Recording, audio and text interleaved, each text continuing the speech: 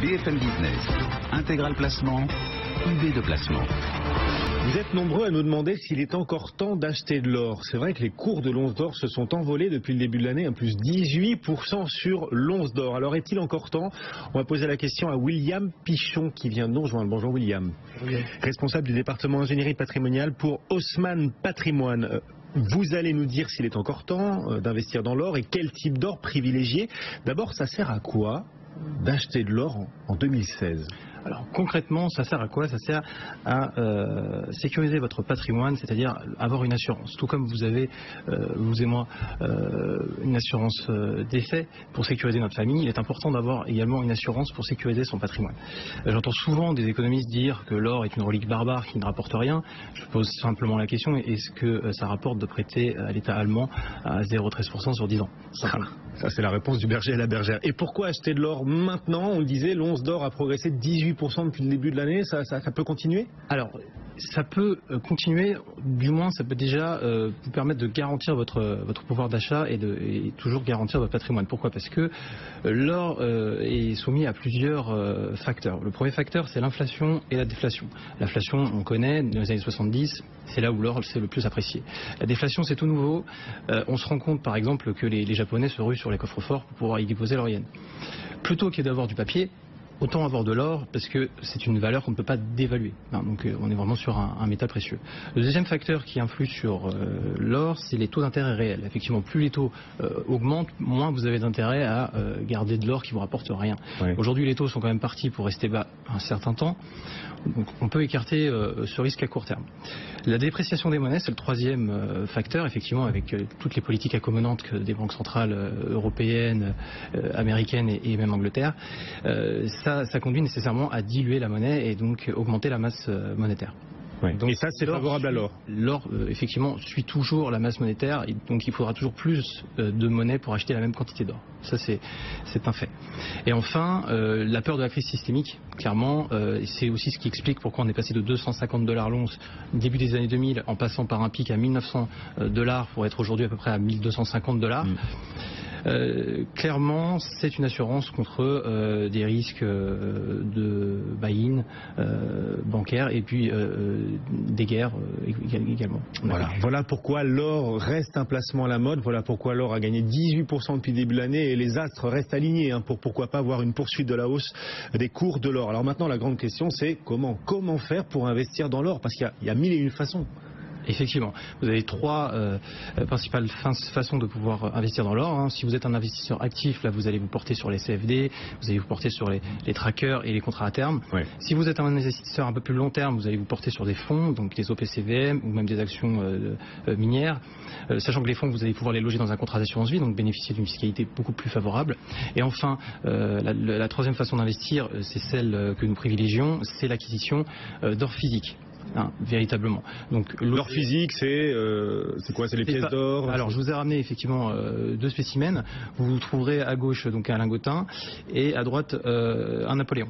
Tout simplement parce que le Napoléon possède une prime et donc par cet effet rareté, puisqu'il y en a de moins en moins, finalement vous permet d'avoir un levier supplémentaire sur le cours de l'or.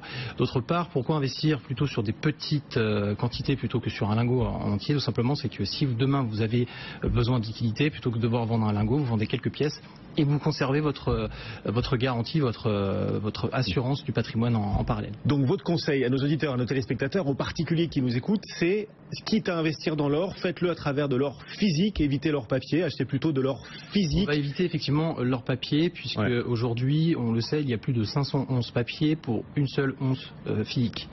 Donc on est clairement sur un marché qui n'est pas rationnel et qui pourrait un jour poser problème. D'accord, il y a bien plus de certificats de CFD émis que d'or en circulation. Ça signifie que si tous les détenteurs de CFD et de certificats demandaient la conversion, ils n'auraient pas un problème. Ouais, il y aurait un souci. Donc l'or physique, c'est le plus sûr. Vous nous disiez plutôt à travers des Napoléons ou des lingotins.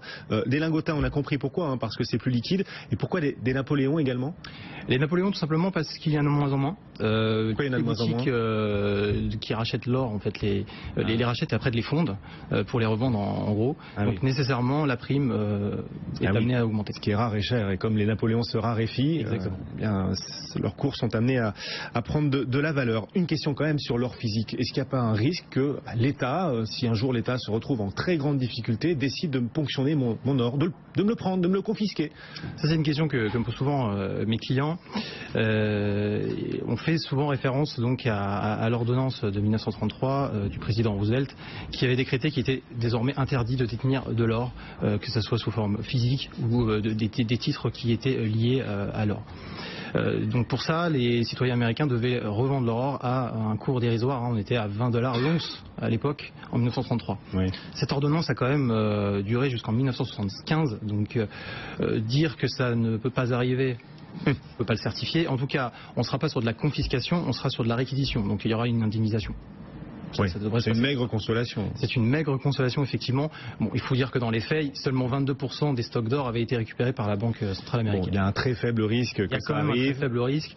Maintenant, vous allez me poser la question comment détenir cet or. Et là, je vous répondrai via un coffre directement. Ça coûte cher un coffre. Il y a des frais de garde. Bon, vous pouvez avoir un coffre pour 150 € à l'année, c'est tout à fait raisonnable, sachant tout ce que vous pouvez mettre dedans. D'accord. Alors on voit aussi, et vous le disiez, beaucoup de boutiques partout qui proposent de racheter notre or. Si on revend notre or, là on est fiscalisé fortement. Alors, vous avez déjà vous n'avez pas de TVA sur l'or, donc c'est quand même appréciable.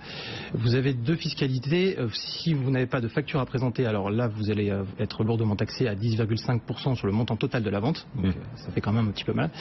Si vous avez en revanche une facture à présenter, vous allez être imposable uniquement sur la plus-value. Et donc cette plus-value sera imposée au taux de 19 plus 15,5% de prélèvements sociaux.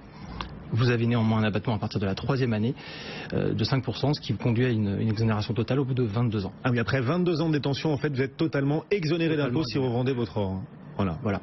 Attention toutefois, je recommande toujours, notamment pour les Napoléons, de les avoir sous scellé, puisqu'on ne peut pas différencier un Napoléon d'un autre, contrairement au lingotin où il y a directement le numéro de série dessus. Donc gardez la facture avec les Napoléons au sein du scellé. Ah voilà, tous les conseils hyper pratiques pour vous aider à investir dans l'or. Il y a Jean-François Filiatre, je ne sais pas si vous le connaissez, qui vient de nous rejoindre. Qui vient de nous rejoindre sur le plateau de BFM Business. Jean-François, l'or, c'est une bonne idée aujourd'hui en 2016? Écoutez, tout à l'heure, en arrivant sur le plateau, j'étais à deux doigts de prendre le lingotin. Or, effectivement, comme il y a un numéro, je me suis dit que c'était plus astucieux de prendre la pièce. Il est malade. Merci beaucoup, William Pichon, d'être venu nous voir, responsable du département ingénierie patrimoniale. Donc pour Haussmann Patrimoine, on vous laisse récupérer votre Napoléon et votre lingotin, les oubliez pas quand même. Le CAC 40 toujours en très très légère baisse, vraiment symbolique. On est à 4589 points en ce moment.